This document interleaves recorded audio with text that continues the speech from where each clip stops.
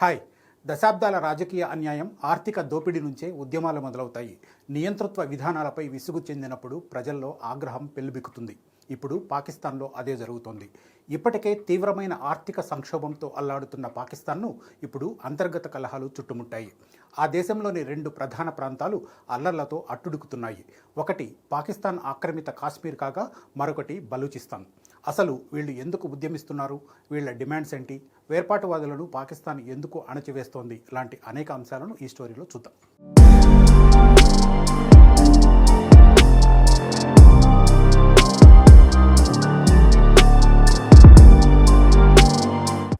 కొన్ని రోజులుగా పాకిస్తాన్ ఆక్రమిత కాశ్మీర్ పేరు ప్రపంచవ్యాప్తంగా ప్రముఖంగా వినిపిస్తోంది. పాకిస్తాన్ ప్రభుత్వానికి వ్యతిరేకంగా ఇక్కడి ప్రజలు పెద్ద ఎత్తున ఉద్యమిస్తుండడమే ఇందుకు కారణం. పాకిస్తాన్ ఆక్రమిత కాశ్మీర్ గురించి మనందరికీ తెలుసు. భారతదేశం విడిపోయినప్పుడు 1947లో మన కాశ్మీర్లోని కొంత భాగాన్ని పాకిస్తాన్ ఆక్రమించింది. అప్పటి నుంచి ఇది పాకిస్తాన్ ఆక్రమిత కాశ్మీర్గా పిలువబడుతోంది. స్వాతంత్రం వచ్చి 7 దశాబ్దాలు దాటినా కూడా ఇక్కడి ప్రజలు సెకండ్ గ్రేడ్ పౌరుల్లాగే బతుకుతున్నారు. అందుకే వీళ్ళు పాకిస్తాన్ ప్రభుత్వంపై తీవ్ర ఆగ్రహంతో ఉన్నారు. 38 డిమాండ్లతో పాకిస్తాన్ ఆక్రమిత కాశ్మీర్ ప్రజలు ఉద్యమిస్తున్నారు. అయితే ప్రధాని షహబాజ్ షరీఫ్ ప్రభుత్వం వీళ్లను తీవ్రంగా అణచివేస్తోంది. పాకిస్తాన్ సైన్యం ఆందోళనకారులపై నిరంకుశంగా వ్యవహరిస్తోంది. సైన్యం అణచివేతను నిరసిస్తూ ఇక్కడి ప్రజలు పెద్ద ఎత్తున వీధుల్లోకి వస్తున్నారు.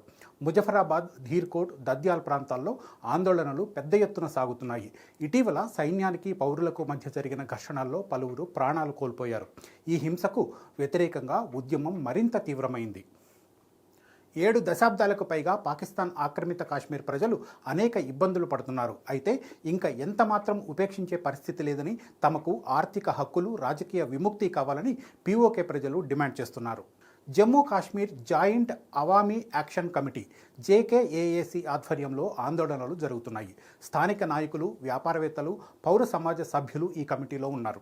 వీళ్ళంతా కలిసి 38 డిమాండ్లతో కూడిన చార్టర్ను ప్రభుత్వానికి అందించారు. ప్రధానంగా తమ హక్కుల కోసం వీళ్ళు ఉద్యమిస్తున్నారు.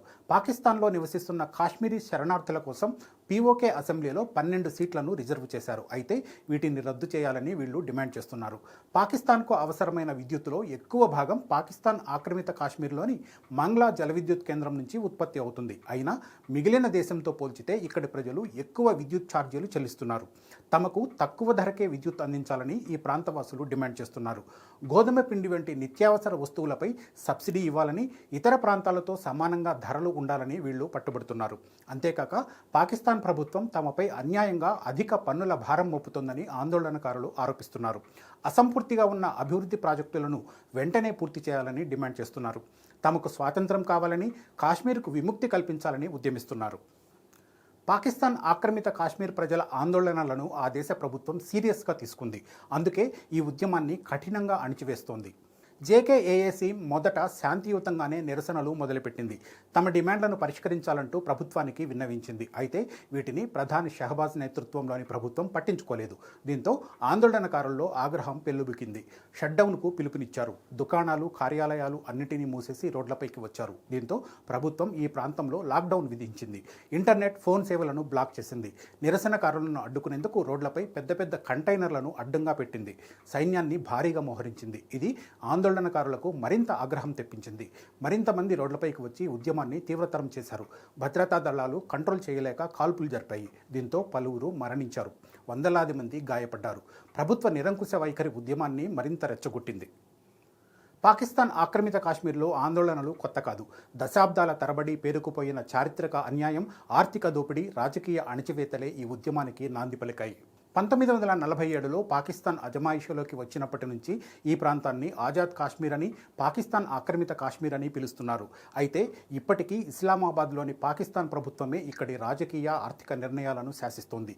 ఈ ప్రాంతం నుంచి దేశానికి ఎంతో సంపద సమకూరుతున్నా తమకు తగిన గుర్తింపు దక్కడం లేదనే బాధ ఇక్కడి ప్రజల్లో ఉంది.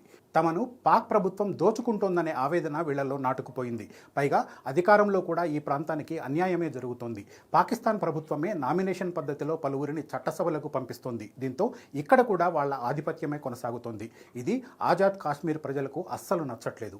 తమను ఆర్థికంగా, సామాజికంగా పాకిస్తాన్ ప్రభుత్వం అణచివేస్తోందనే ఆగ్రహంతోనే ఇక్కడి ప్రజలు దశాబ్దాలుగా బతుకుతున్నారు. పాక్ ఆక్రమిత కాశ్మీర్ సంగతి పక్కన పెడితే పాకిస్తాన్కు మరోవైపు బలూచిస్తాన్ వేర్పాటువాదులు చుక్కలు చూపిస్తున్నారు. స్వాతంత్రం కోసం పెద్ద ఎత్తున ఉద్యమిస్తున్నారు. పాకిస్తాన్ నుంచి విడిపోవాలని బలూచిస్తాన్ పోరాడుతోంది. రాజకీయ స్వయం ప్రతిపత్తి కల్పించాలని, లేదంటే పూర్తిగా స్వాతంత్రం కావాలని ఇక్కడి ప్రజలు ఫైట్ చేస్తున్నారు. బలూచిస్తాన్ అపారమైన సహజ వనరులకు కేంద్రంగా ఉంది. నేచురల్ గ్యాస్, బంగారం, రాగి లాంటి ఎంతో విలువైన ఖనిజాలు ఇక్కడ లభిస్తున్నాయి. వీటిని పాకిస్తాన్ ప్రభుత్వం వెలికితీసి వాడుకుంటోంది. కానీ ఆ ఆదాయంలో బలూచిస్తాన్కు వాటా దక్కట్లేదు. కనీస వసతులు కూడా ఈ ప్రాంతంలో కల్పించట్లేదు. దీన్ని ఈ ప్రాంత ప్రజలు జీర్ణించుకోలేకపోతున్నారు. అయితే సైన్యం వీళ్లను ఎప్పటికప్పుడు అణచివేస్తోంది. మానవ హక్కుల ఉల్లంఘనలకు పాల్పడుతోంది. China Pakistan economic corridor CPEC ప్రాజెక్టులను బలూచిస్తాన్ వేర్పాటువాదులు తీవ్రంగా వ్యతిరేకిస్తున్నారు. ఇవి తమ భూమిని, వనరులను దోచుకోవడమే కాక స్థానికంగా జనాభా మార్పులకు దారితీస్తాయని ఆందోళన వ్యక్తం చేస్తున్నారు. అందుకే చైనా పౌరులు సిపిఈసి ప్రాజెక్టుల లక్ష్యంగా దాడులు చేస్తున్నారు. దీంతో పాక్ సైన్యం వీళ్లను అణచివేస్తోంది. మరోవైపు రాజకీయంగా బలూచిస్తాన్కు తగిన ప్రాతినిధ్యం లేదు. మానవ హక్కుల ఉల్లంఘనలు ఇక్కడ నిత్యకృత్యం. Baloch liberation army BLA, Baloch liberation front BLF వంటి సాయుధ సంస్థలు ఇక్కడి వేర్పాటువాదానికి నాయకత్వం వహిస్తున్నాయి. పాకిస్తాన్ ప్రభుత్వం వీటిని ఉగ్రవాద సంస్థలుగా పరిగణిస్తోంది. బలూచిస్తాన్ పేరు నిత్యం వార్తల్లో నిలుస్తూ ఉంటుంది.